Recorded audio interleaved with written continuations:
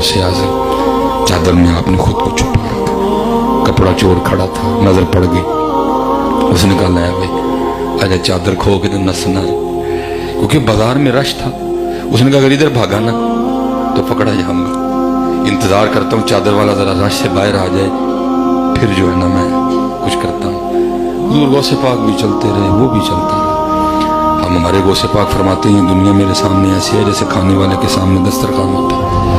आपको नहीं पता था पीछे कौन चल रहा है, पता था, चलते रहे आप ही, वो भी चलता रहा। जब चोर के नजदीक अब जगह ठीक आ गई ना चादर छीनने को, उसने पकड़ के ना आपकी चादर को खींचा, आपने उसको कुछ नहीं कहा, आपने अल्लाह की बारगाह में रुजू करते हुए अर्ज़ की रब्ब करीम चादर पैड़ी नहीं इतना पड़ी लेकिन फाड़ अब्दुल कादर दी लई